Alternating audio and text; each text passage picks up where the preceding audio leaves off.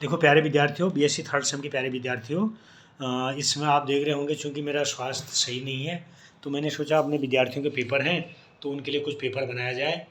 Important बता देता हूँ आप लोगों को ताकि आप कुछ कर सकते हैं मेरे द्वारा जो हेल्प हो। और मैं क्या कर सकता हूँ विद्यार्थियों, तो कुछ इंपॉर्टेंट चीज़ें जो मैं सिलेक्टेड बता रहा हूँ यही पढ़ना इस वीडियो में। नंबर 1, केपी और केसी का रिलेशन, पहला क्वेश्चन इंपॉर्टेंट। दूसरा, ली चैटिले प्रिंसिपल, दूसरा।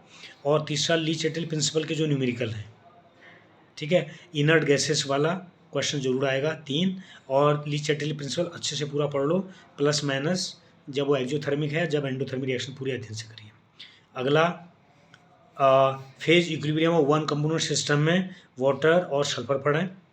अगला क्वेश्चन, राउस लॉ का डेरिवेशन पढ़ें और हेनरी लॉ स्टेटमेंट याद करें। और अगला question, phase component degree of freedom, इस पर क्वेश्चन। अब आगे चलते हैं, केपी और केपी का क्या रिलेशन है इसको करिएगा। और उसके बाद इक्विलिब्रियम कांस्टेंट केसी, ठीक। उसके बाद आगे चलते हैं, गिब्स हेल्महोल्ट्ज इक्वेशन, इसका डेरिवेशन। और फिर आगे चलते हैं, इसमें इंपॉर्टेंट क्लॉसियस इक्वेशन, ये इंपॉर्टेंट। इसके बाद अगला क्वेश्चन, क्लॉसियस क्लिपेरियन इक्वेशन, ये इंपॉर्टेंट। उसके बाद integrated form of Clausius Clapeyron equation, ये तीनों इंपॉर्टेंट बताए। उसके बाद कार्नोट साइकिल आप देख लें। और उसके बाद entropy as a state function, entropy की यूनिट।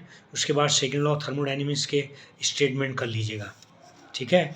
और बस इसमें से इतना ही मैं कहूँगा। और हेल्महोल्ट्ज वर्क फंक्शन और फ्री एनर्जी वर्क फंक्शन, बस। उसके बाद आगे चलूँगा, अब मैं चलूँगा अल्कोहल और फिनॉल में। अल्कोहल फिनॉल में से नेम्ड रिएक्शन में से रेमल्टिमन रिएक्शन, अगला हाउबन हाउस रिएक्शन 2, फ्राइज रीअरेंजमेंट और क्लेजन कंडेंसेशन, 4 रिएक्शन, चारों इंपॉर्टेंट हैं। और उसके बाद electrophilic aromatic substitution reaction of phenol, ये इंपॉर्टेंट। और reactions of chemical reactions of glycine, ये इंपॉर्टेंट। और उसके बाद पीनाकोल पीनाकोलोन रीअरेंजमेंट, ये इंपॉर्टेंट।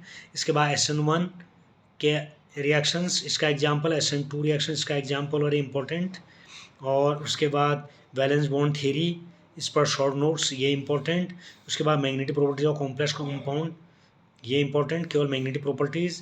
और उसके बाद EAN इफेक्टिव एटॉमिक नंबर, इस पर क्वेश्चंस और ये क्या होता है। और 18 इलेक्ट्रॉन रूल क्या होता है, इस पर क्वेश्चंस। और वर्नर थ्योरी के पोस्टुलेट्स हैं, ये आएंगे, ये इंपॉर्टेंट क्वेश्चंस। उसके बाद magnetic behaviour and geometry and colour, तो magnetic behaviour and colour transition element में से ये आएगा, क्या मैग्नेटिक बिहेवियर से क्या समझते हैं और कलर क्या समझते हैं, ठीक है, एग्जाम्पल। और ये BM आएगा, BM का फुल फॉर्म होता है बोर मैग्नेट्रॉन, ये मैग्नेटिक मूवमेंट की यूनिट होती है, इस पर क्वेश्चन। उसके बाद ionisation potential, electronegativity, electron affinity, ये करिएगा।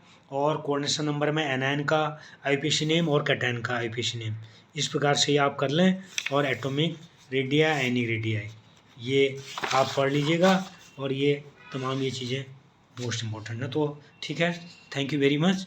बाकी आप खुद समझदार हैं और हार्ड वर्क करिए और खूब मेहनत करिए। All the best and I hope you will get good marks. All the best, my dear students, to all of you.